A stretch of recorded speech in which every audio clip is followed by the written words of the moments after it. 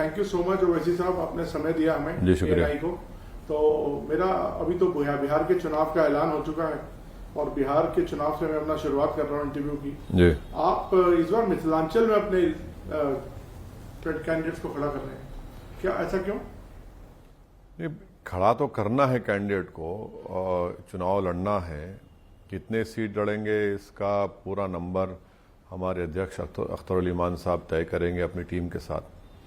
मगर हम लोग तो हमारे लीडर ने अख्तर उल ईमान साहब ने लेटर लिखा था लालू प्रसाद यादव साहब को, तेजस्वी को, कि हमसे अलायंस की। इसका बैकग्राउंड ये है कि कई बिहार के बड़े बड़े लोग आए थे, आकर मिले और बोले कि सर आप लोग अलग क्यों लड़ते, डिवाइड होता है वोट। तो बोले तैयार है, ठीक है, आप बोलिए।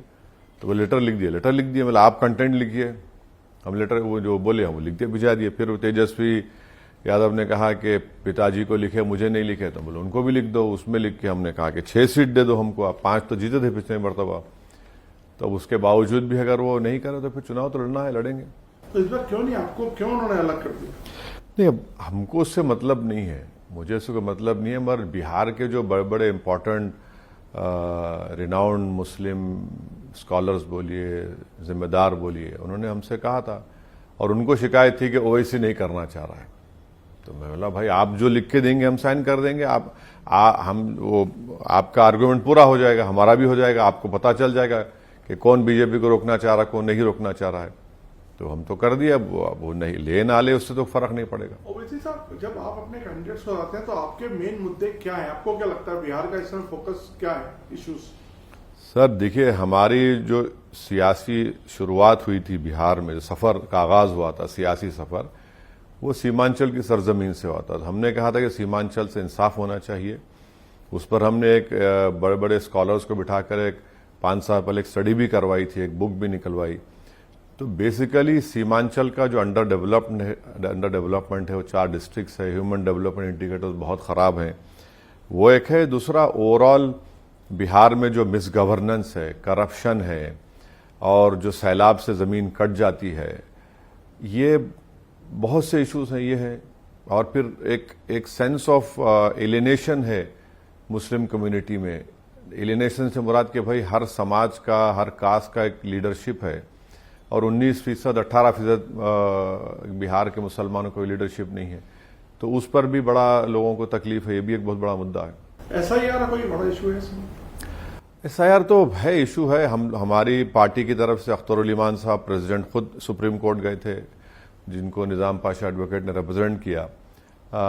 तो SIR का तो है। और अगर जो लोग जिनके नाम कट गए अगर वो नहीं देखे तो फिर आप देखेंगे पोलिंग के दिन फिर एक शोर शराबा होगा। लेकिन अभी ज्यादा कोई वो कहते हैं, इलेक्शन कमीशन कहना है कि ज्यादा लोग कंप्लेंट नहीं कर रहे हैं, ज्यादा रिव्यू नहीं मांग रहे। नहीं, ऐसा नहीं है। 65 लाख तो आप नाम निकलवा दिए, अब इलेक्शन कमीशन और 3.5 लाख निकलवा दिए। तो अख्तर उल ईमान साहब की जो कॉन्स्टिट्यूंसी है उसमें तो हम लोग कम से कम 1000 नेम्स, उसका टाइम कम था, उसका तो हम डाले, जिनको बताया हमने कि ये ना मरे हैं, ना शिफ्टेड हुए हैं, ना डबल एंट्री है उनका। अब ये 3.5 लाख अब ये फिर चेक करना पड़ेगा। तो do you see it as a conspiracy और do you see raid in it? नहीं, हमारा बोलना यह है कि आपको इतना जल्दी क्या था, आप टाइम लेते। भाई आप जून में अनाउंस किए और बोले कि 1 महीने में ये होगा, 1.5 महीने में हो जाए, कैसा होगा ये? इतना बड़ा प्रदेश है बिहार और कंप्लीट 90% रूरल एरिया है। अब बरसात में भी वहां जा नहीं सकते। तो इतना लेबरस था वो, इतना प्रेशर था BLOs के ऊपर। और डेंजरस बात उसमें यह है कि उसमें नोटिफिकेशन में लिख दिया कि अगर 2 से 3 मरतबा किसी घर पे जाएंगे, वोटर नहीं मिलेगा तो वो अपने ERO को बोलेगा या ERO को वो फॉरेनर्स सिटीजनशिप एक्ट के कॉम्पिटेंट अथॉरिटी को बता देगा। तो ये कैसा होगा बताइए? तो इससे ताल्लुक ही नहीं, आपका काम है ही नहीं ना ये सिटीजनशिप चेक करने का, तो काम MHA का है वो। तो वैसे आप जाके कैंपेन कर रहे हैं इस बार? मैं तो कई बार जाके आया। आपको लगता है इस बार हवा कुछ है? नहीं, हमारा अच्छा रिस्पांस है, अच्छा कैंडिडेट्स भी हम लोग दिए हैं और अच्छे देना चाह रहे हैं। तो अब मेहनत करना है। तो PK फैक्टर आपको लगता है कि कहीं वहां पे काम कर रहा है? नहीं, ये हर एक को इख्तियार है इलेक्शन लड़ने का। आप ही नहीं, मुझे अपना फैक्टर नजर आता है ना, तो अब दूसरों का फैक्टर नजर आ दिया, मुझे नहीं आता। वो लड़ेंगे, उनका लड़ना है, हमको अपनी पार्टी कैंडिडेट्स को कामयाब करना है। हर पार्टी इलेक्शन लड़ेगी, तो एक्सक्लूसिवली ये है बोलना तो सही नहीं। आप थोड़ा इससे नाराज हैं कि आपको महागठबंधन ने इस बार इतना ज्यादा नहीं, नाराजगी का सवाल नहीं है। वो अपनी पार्टी का स्ट्रेटेजी तय करेंगे, हम अपनी पार्टी का तय करेंगे। मगर जब बिहार के बड़े बड़े मौलाना लोग, स्कॉलर्स, इंटेलेक्चुअल्स, डॉक्टर्स, लॉयर, ये सब बोलेगे भाई ओवैसी नहीं करना चाह रहे, हम बोले भाई कौन बोला आपको? फिर हमको याद दिलाया, परसों वाइस प्रेसिडेंट का इलेक्शन हुआ है महीना भर पहले, किसको वोट दी हम? तो खामोश हो गए। अब उन्हीं को हम बोले कि आप जाके लेटर दे दीजिए। अब वही लोग बड़े अफसोस का इजहार कर रहे हैं कि भाई आप तो, आपकी नीयत सही है, अब ये लोग ऐसा कर रहे हैं। क्या आपको क्यों लगता है कि ऐसा परसेप्शन बन गया कि आप बीजेपी की बी टीम की तरह काम करते हैं?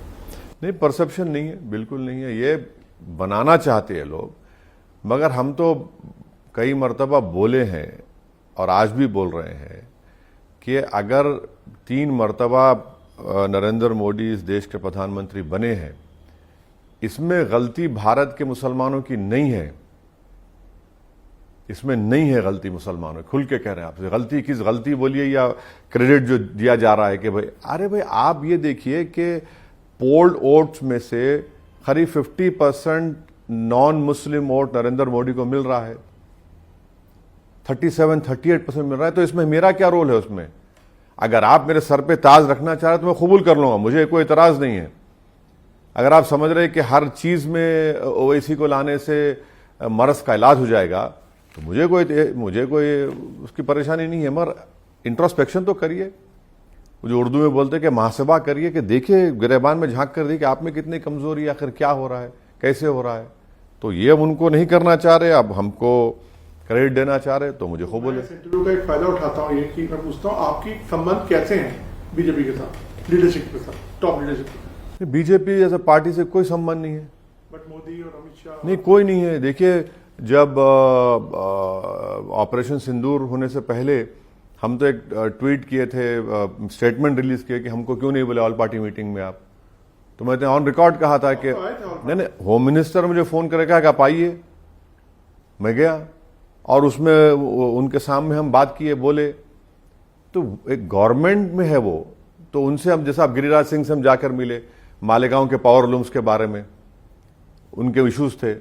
अब जैसा हम उनके साथ मिले, 1 घंटा बात की गिरिराज सिंह हमसे, पूरे डेलीगेशन से। मुफ्ती साहब, इस्माइल साहब हमारे एमएलए हैं, हमारे दोस्त लोग चला दिए। देखिए ओवैसी खड़ा हुआ है गिरिराज सिंह। अरे भाई मंत्री है ना, मैं नहीं जाऊं उनके पास। टेक्सटाइल नहीं, नैरो थिंकिंग उनकी हो सकती है, मगर मैं पॉलिटिकली अपोज कर रहा हूं आपको, मगर आप सरकार में है, मुझे काम करवाना है पावर लूम के बारे में। अब जैसा आज की तारीख में मालेगांव में गवर्नमेंट ऑफ महाराष्ट्र ने रूल निकाल दिया कि सबको जितना पावर कनेक्शन ऑनलाइन करो।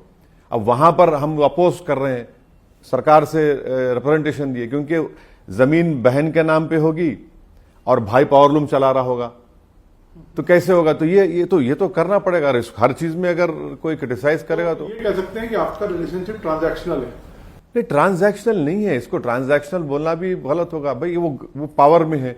अगर मैं खड़े रहकर पूछूंगा कि भारत में अनएम्प्लॉयमेंट क्यों है, जवाब दो, आप सरकार में है।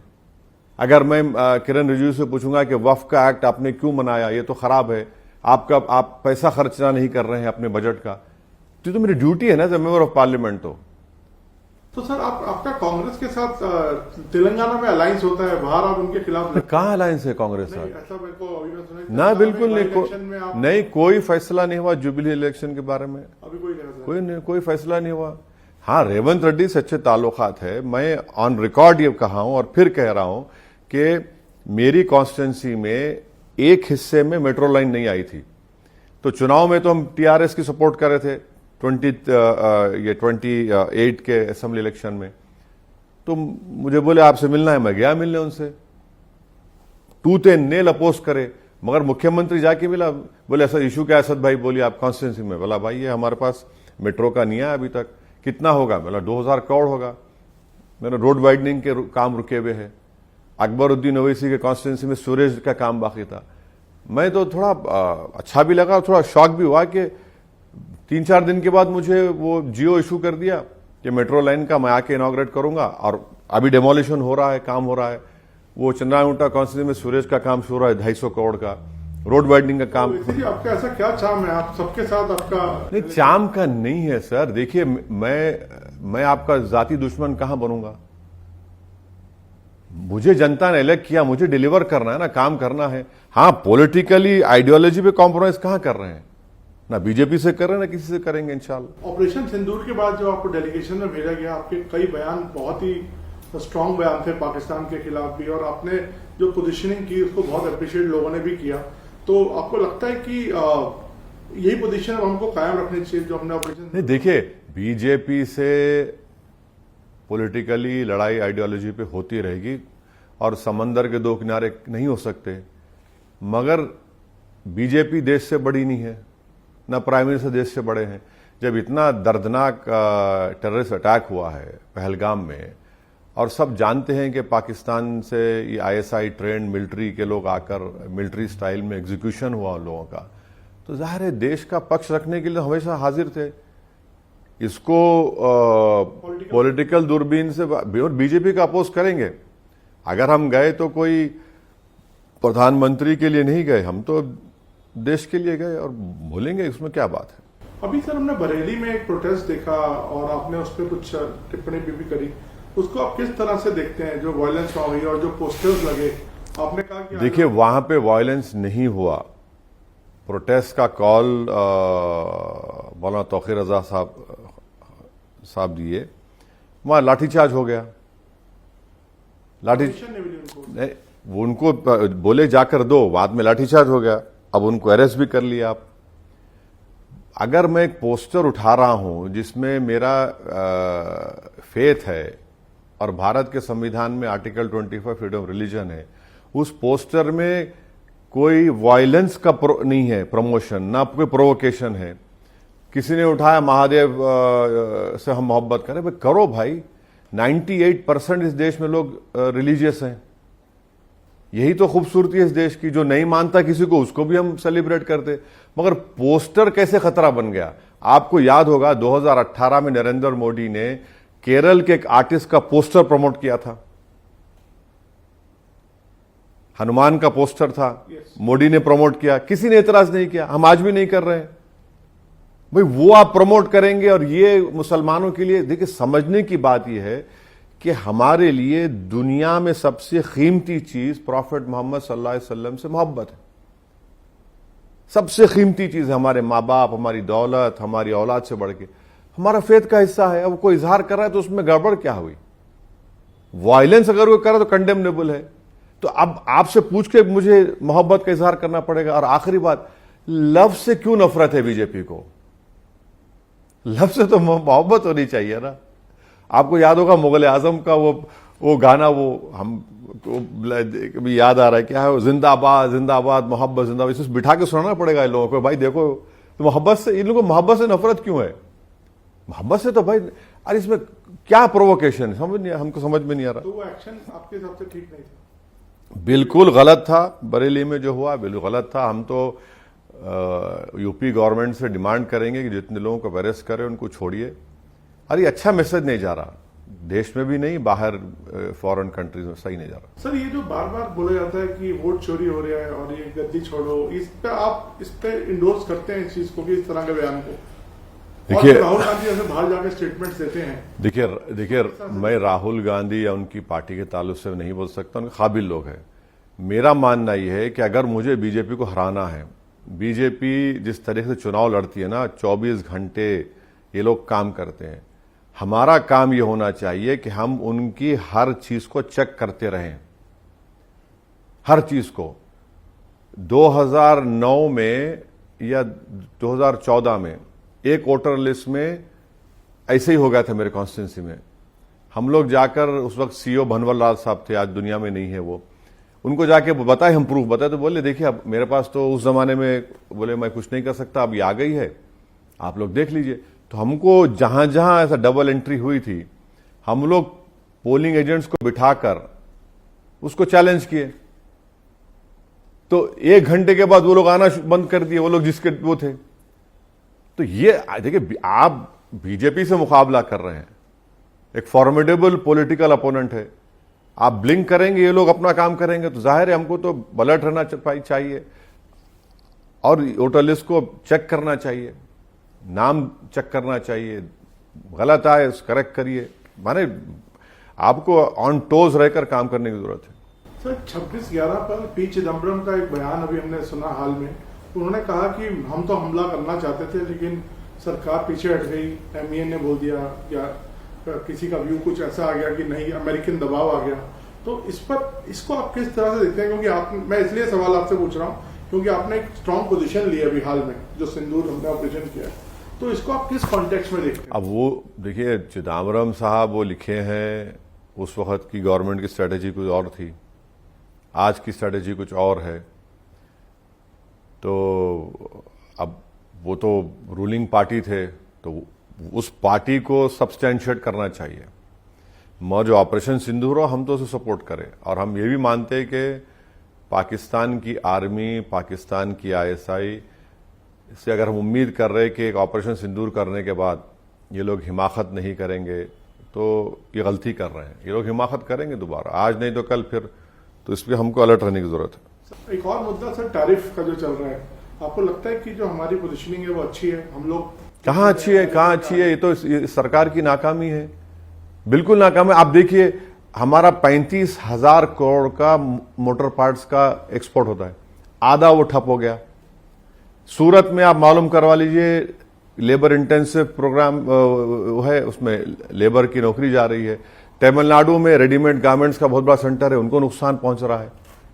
तो हमको तो तकलीफ हो रही है उससे। बट सरकार का कहना है कि हम झुकेंगे नहीं, अपने इंटरेस्ट को नहीं, ठीक है, मगर इससे तो ये इनके टैरिफ से हमारी इंडस्ट्रीज को तो नुकसान पहुंच रहा है, इससे कोई डिनाई नहीं कर सकता।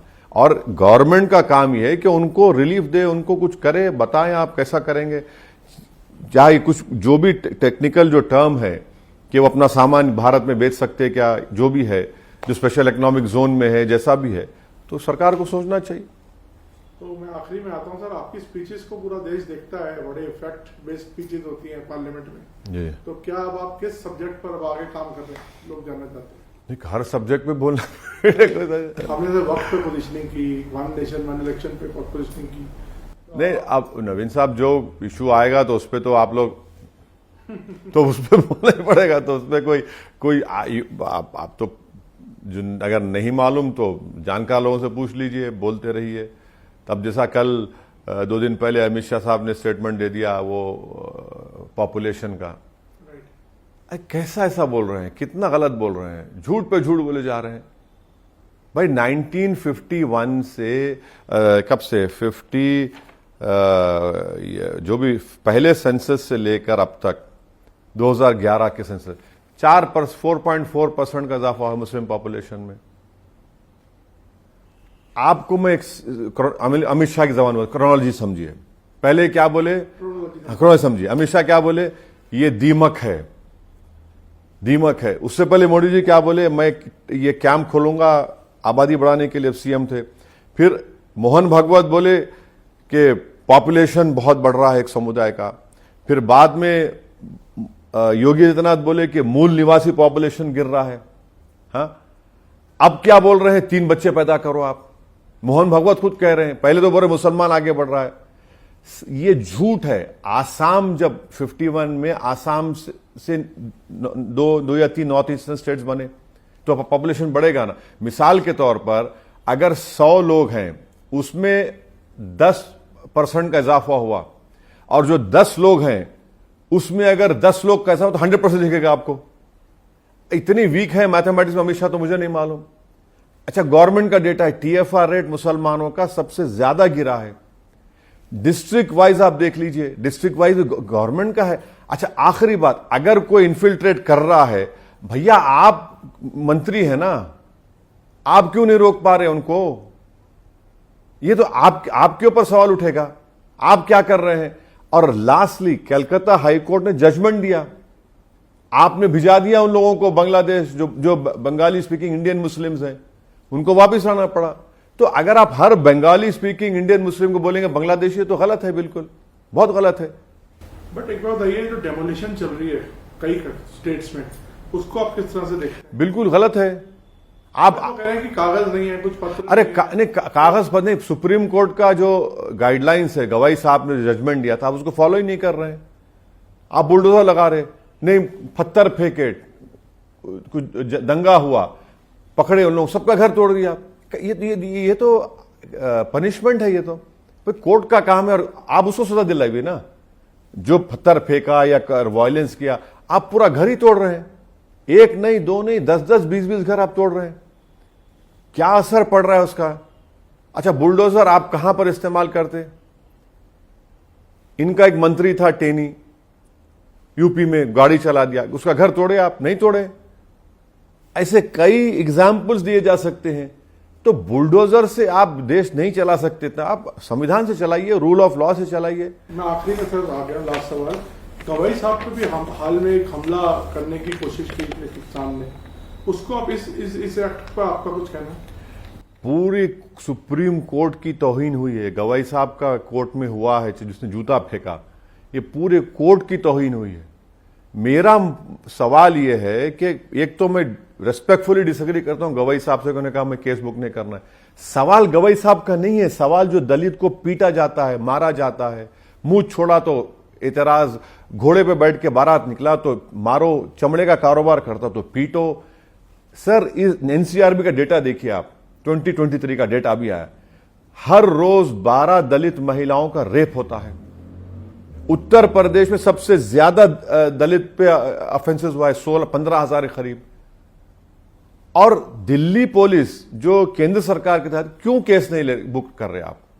पार्लियामेंट में 2 लड़के कूद गए थे और वो धुआं छोड़े, हमने यूएपीए लगा दिया उन पे। अब ये साहब 70 ईयर ओल्ड है।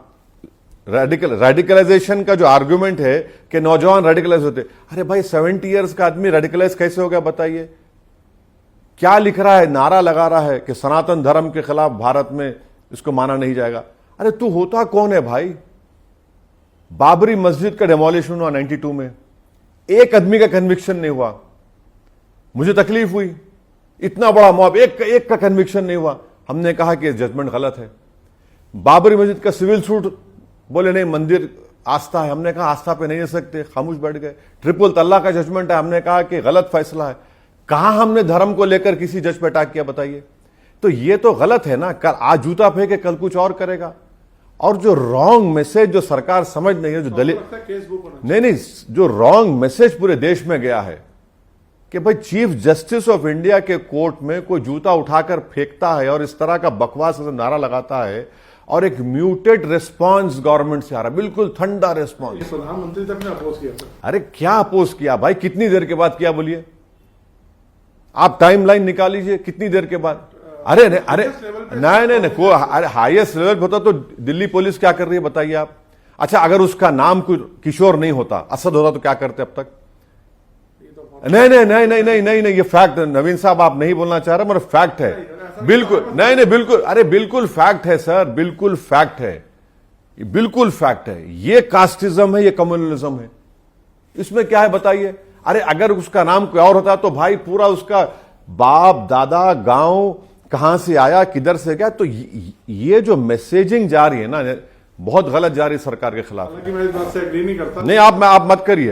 लेकिन कि मतलब कोई और धर्म का होता तो मतलब उसका कंडेमनेशन तो ऐसा ही होता। क्या कंडेमनेशन रहा है बताइए? क्या कंडेमनेशन रहा है बताइए? आप सोशल मीडिया पे देखिए, उसको हीरो बना दिए, हीरो बना दिया उसको। चलिए sir, thank you sir, thank you sir, बहुत शुक्रिया आपका, थैंक यू।